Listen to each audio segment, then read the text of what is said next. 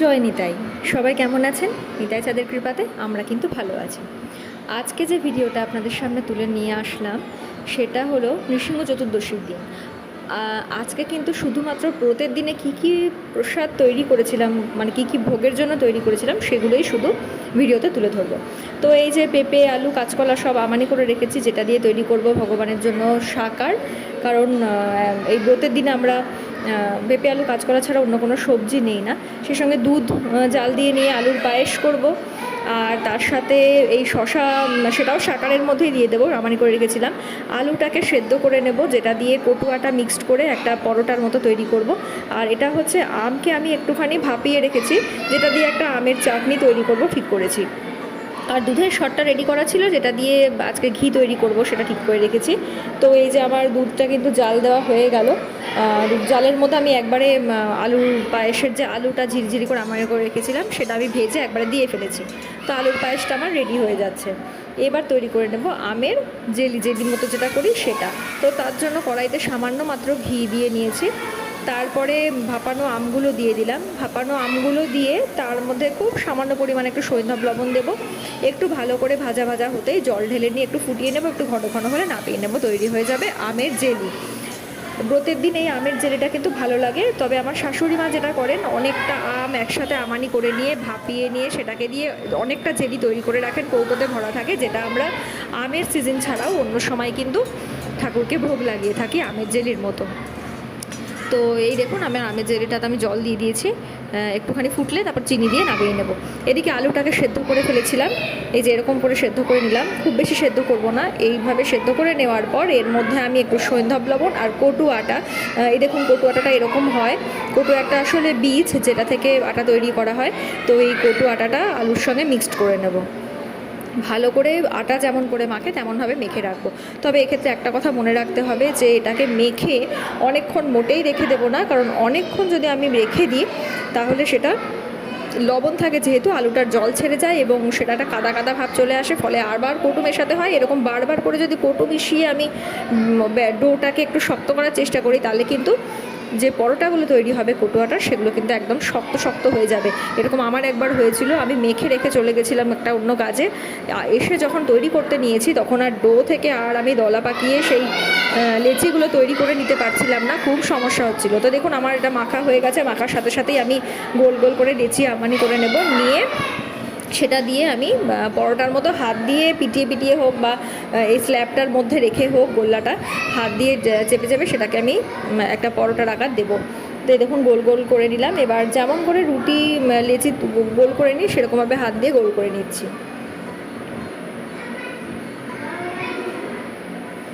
যদি গোল করতে অসুবিধা হয় তাহলে একটু কটু আটা এর মধ্যে দিয়ে নেবেন, সহজ হবে জিনিসটা। আমি একটু কটু আটা দিয়ে নিলাম। এবার হাত দিয়ে এটাকে পিটিয়ে পিটিয়ে কিন্তু চওড়া করে নেব, যেন রুটির হয় সেরকমভাবে রুটির মতো শেপ দেবো। অতটা চওড়া হয় না।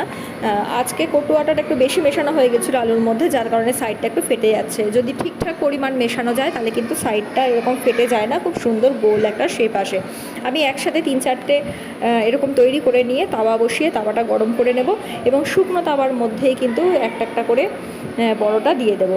একটু এপিট ওপিটটা সেঁকে নেওয়ার পর তারপর কয়েক ফোঁটা ঘি দিয়ে আবার একটু এপিট ওপিট সেঁকে নেবো। একটা একটা করেই যে সেঁকতে হবে এমন ব্যাপার নেই, দুটো একটা তাওয়ার মধ্যে দুটোকে দেওয়াই যেতে পারে।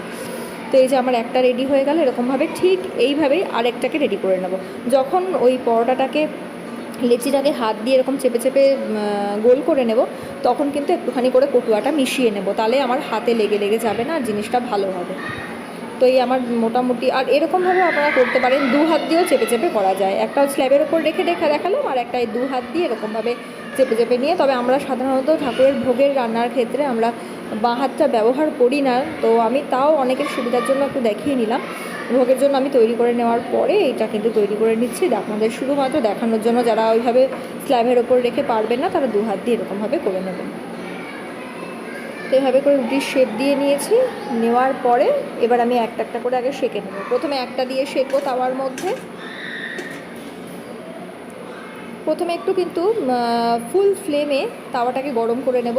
গরম করে নেওয়ার পর যখন একটা পরোটা দেব, তারপর কমিয়ে রাখবো, কমিয়ে কমিয়ে দু পিঠ ভালো করে সেঁকে নেব। নেওয়ার পর 1-2 ফোঁটা ঘি দেবো, তাতে করে জিনিসটা আরও ভালো হবে, ভাজা ভাজাও হয়ে যাবে। খুব বেশি ঘি দেওয়ার প্রয়োজন নেই। যদি মনে করেন না ঘিতে ভাজবেনই না, তাহলে এরকম 2 পিঠ সেঁকে নিয়ে উঠিয়ে নিলেও হবে। নিয়ে ক্যাসারোলে রেখে দেবেন, খুব নরমই থাকে। এভাবে 2 পিঠ ভালো করে সেঁকে নিলাম, হালকা লাল লাল করে। একটু ঘি দিয়ে নিয়েছি, ঘি দিয়ে নিয়ে একটুখানি সেঁকে নিলাম, আরও ভালো হয় জিনিসটা। যখন কটু আটাটা মাখবেন আলু দিয়ে, তখন কিন্তু লবণ আর একটু গোলমরিচের গুঁড়ো দিতে ভুলবেন না। গোলমরিচের গুঁড়োটা এসেনশিয়াল নয়, না দিলেও চলে, কিন্তু লবণ কিন্তু একটু দিতেই হবে। এভাবে করে আমি সবকটা পরোটা তৈরি করে নিলাম। ভগবানের ভোগও লেগে গেল। এই দেখুন, আজকে আমাদের ভোগে হয়েছিল বাদাম ভাজা, আলুর পায়েস, সে সঙ্গে কটু আটার পরোটা, শাক আর ফল ছিল, আর আমের জেলি। তো এগুলো হয়ে যাওয়ার পর এটা ছিল আমাদের ব্রতের জন্য, নৃসিংহ চতুর্দশীর ব্রত ছিল। তো ব্রত হয়ে যাওয়ার, ব্রতর ভোগ লাগিয়ে দেওয়ার পরে তারপরে যেটা হলো, নৃসিংহ চতুর্দশীর উপলক্ষে আজকে নৃসিংহদেবের অভিষেক হবে গোধূলি সময়টাতে। তো সেই নৃসিংহদেবের অভিষেকের পর আমি ভগবানকে ভোগ লাগানোর জন্য একটু লুচি, ময়দার লুচি, তারপরে হচ্ছে একটু সুজি, আর সেই সঙ্গে একটু মালপোয়া, এগুলো করবো, মানে ভগবানকে ভোগ লাগাবো ঠিক করেছিলাম। যেগুলো আমরা আজকে ভগবানের অবশেষ প্রসাদ পাবো না, সেগুলো আমরা একাদশীর পরের দিন, দ্বাদশীর দিন সেই প্রসাদটা নেব। তো কিন্তু ভগবানকে ভোগ লাগাবো বলে তৈরি করে দিচ্ছিলাম। এখানে সুজি তো ঘি দিয়ে তৈরি করেছিলাম, ঘিয়ের মধ্যে সুজিটাকে ভেজে নিচ্ছি, আর এদিকে যে দুধের সরটা রাখা ছিল সেটা দিয়ে ভালো করে ফেটিয়ে নিয়ে ঘিটাও বসিয়ে দিয়েছি। ঘিটাও একসাথে তৈরি হয়ে যাচ্ছে। তো সুজিটা ভাজা ভাজা হয়ে যাওয়ার পর আমাদের চিনি দিয়ে আবার একটু ভেজে নেবো, দিয়ে জল দিয়ে রেখে দেবো। আচ্ছা, এদিকে ঘি তৈরি হয়ে যাচ্ছে। তো ব্রতর দিন অনেকে মনে করতে পারেন যে সুজি বা ময়দার লুচি কেন করা হচ্ছে। তো আমরা এটা ঠাকুরকে ভোগ লাগাতেই পারি, নিজেরা না পেলেই হলো। তো এবার মালপোয়া কটা ভেজে নেব। মালপোয়াটার মধ্যে আমি একটু ময়দা, একটুখানি মৌরি, চিনি, একটু সুজি দিয়ে নিয়েছিলাম, আর একটু পাকা কলাও অনেকে মেখে নেয়, আমিও মাঝে মাঝে মেখে নিই। তো আমি ওটাও করে মালপোয়াগুলো ভেজে নিচ্ছি, ভোগের জন্য রেডি করে রাখলাম একটা একটা করে মালপোয়া। এগুলো সব হয়ে যাওয়ার পরে বিকেলবেলা, মানে গোধূলিতে যে নৃসিংহ চতুর্দশীর উপলক্ষে যে নৃসিংহদেবের অভিষেক হবে, সেটার জন্য যা যা কিছু প্রয়োজন সেগুলো রেডি করে নেব। তার জন্য লাগবে দুধ, দই, ঘি, মধু, একটু চিনি, এইসব জিনিসপত্রগুলো গুছিয়ে রেডি করে নিলাম। কারণ সন্ধে দেওয়ার সাথে সাথেই আমাকে এই অভিষেকটা সারতে হবে। বাড়িতে আর কেউ ছিল না, আমাকে একা একা এগুলো গুছিয়ে নিতে হচ্ছিলো। আর গঙ্গা, তার সঙ্গে ফুল, আর হচ্ছে চন্দন দিয়ে মাখানো ফুল, আর তুলসী, এগুলো সব রেডি করে নিয়েছি। আমাদের যেহেতু নৃসিংহদেবের চিত্রপট কিংবা বিগ্রহ কোনোটাই নেই, তাই আমরা আমাদের সিংহাসনে গোপালজি মহারাজকে নামিয়ে নিয়ে তাকেই আমরা অভিষেক করব। তো গোপালজি মহারাজকে অভিষেকের পোশাক পরিয়ে তৈরি করে নিয়েছি, পাত্রটাও রেডি করে নিয়েছি। পাত্রের মধ্যে ভগবানকে বসিয়ে নিলাম। এবার আমি অভিষেক শুরু করব। আপনারা সবাই অভিষেক দর্শন করুন। ভিডিওটা দিতে আমার অনেক দেরি হয়ে গেল, দেরিতেই দর্শন করুন, কি করা যাবে।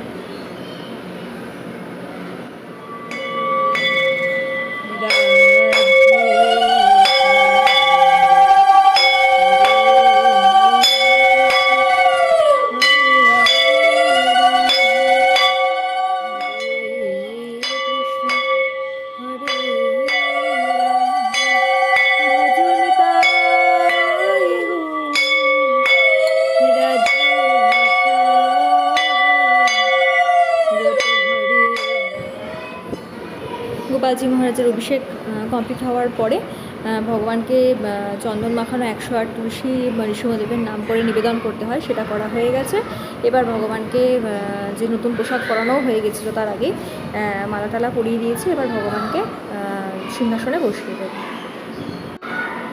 ভগবানকে নতুন পোশাক পরে কেমন লাগছে সবাই জানাবেন। আর এবার আমরা রাতের যে অভিষেকের পরে যে ভোগটা ছিল সেই ভোগটা লাগিয়ে দেবো। লুচি করেছিলাম, একটু আলু ভাজা করেছিলাম, মিষ্টি ছিল, আর ছিল হচ্ছে সুজি। তো এগুলো দিয়ে ভগবানকে ভোগ নিবেদন করে দিলাম। আর মালপোয়া।